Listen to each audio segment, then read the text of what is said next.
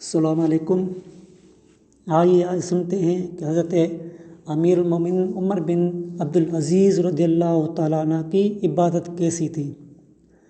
حضرت سیدنا زید بن اسلم فرماتے ہیں، حضرت سیدنا عمر بن عبدالعزیز رضی اللہ تعالیٰ عنہ کے پاس ایک ٹوکری تھی جس میں ایک اونی جبہ اور توق ہوتا تھا۔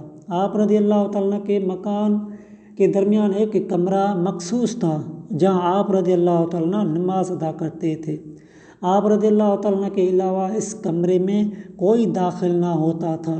جب رات کا آخری وقت ہوتا تو آپ رضی اللہ تعالیٰ عنہ ٹوکری کو کھولتے اور جبہ پہن کر توق اپنی گردن میں ڈال لیتے اور طلوع فجر تک بارگاہ الہی میں مناجات اور گریہ زاری میں مشغول رہتے تھے۔ پھر اس جبے اور توق کو ٹوکری میں رکھ دیتے۔ ساری زندگی آپ رضی اللہ تعالیٰ عنہ کا یہی معمول رہا۔ امیر المومنین حضرت سیدنا عمر بن عبدالعزیز رضی اللہ تعالیٰ عنہ کے پڑوسی حضرت سیدنا حارث بن زید فرماتے ہیں، خدا کی قسم جب رات کو تاریکی چھا جاتی اور ستارے روشن ہو جاتے تو آپ رضی اللہ تعالیٰ عنہ مریض کی طرح بے چین و مضطرب ہو جاتے اور غم زدہ انسان کی طرح رونے لگتے، گویا میں آپ رضی اللہ تعالیٰ عنہ کو یہ کہتے سن رہا ہوں، اے دنیا تو کیوں میرا پیچھا کرتی ہے یا مجھ میں دلچسپی کیوں لیتی ہے؟ جا مجھ سے دور ہو جا، کسی اور کو دھوکہ دے، میں تو تجھے 3 طلاقیں دے چکا ہوں، اب دوبارہ تجھ سے رجوع نہیں ہو سکتا، تیری عمر کم، لذات حقیر اور خطرات زیادہ ہیں، آئے افسوس زاد راہ کم، سفر طویل اور راستہ پرخطر ہے۔ آپ رضی اللہ تعالیٰ عنہ جب نماز فجر پڑھ لیتے تو قرآن حکیم کو پڑھنے کے لیے اپنی گود میں رکھ کر آپ رضی اللہ تعالیٰ کے آنسوؤں سے داڑھی شریف تر ہو جاتی۔ پھر جب کسی آیت خوف کی تلاوت فرماتے تو بار بار اس کو دہراتے رہتے، اور جب زیادہ رونے کی وجہ سے آپ رضی اللہ تعالیٰ اس آیت سے آگے نہ پڑھ سکتے اور طلوع آفتاب تک یہی کیفیت رہتی۔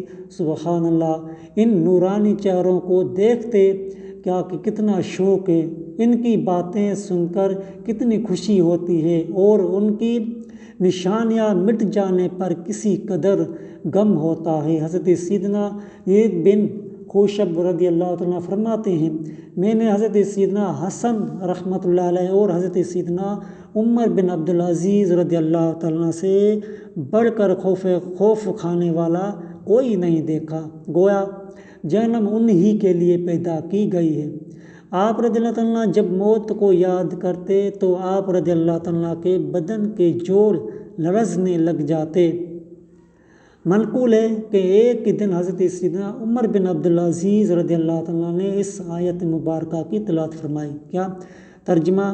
اور تم کسی کام میں ہو اور اس کی طرف سے کچھ قرآن پڑھو اور تم لوگ کوئی کام کرو، ہم تم پر گواہ ہوتے ہیں جب تم اس کو شروع کرتے ہو تو اس شدت سے گریہ زاری کرنے لگے کہ گھر والوں نے آپ رضی اللہ تعالیٰ عنہ کی آواز سن لی۔ آپ رضی اللہ تعالیٰ کی زوجہ محترمہ حضرت سیدہ فاطمہ رضی اللہ تعالیٰ حاضر ہوئی اور آپ رضی اللہ تعالیٰ کے رونے کے سبب بیٹھ کر خود بھی رونے لگی۔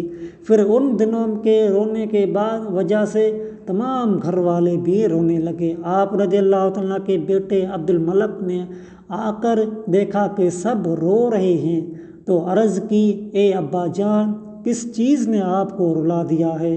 تو آپ رضی اللہ تعالیٰ عنہ نے جواب دیا، اے میرے بیٹے، تیرے باپ کی خواہش تھی کہ نہ وہ دنیا کو پہچانے اور نہ ہی دنیا اس کو پہچانے، لیکن اللہ کی قسم اب تو مجھے ڈر ہے کہ کہیں جہنمیوں میں نہ ہوں۔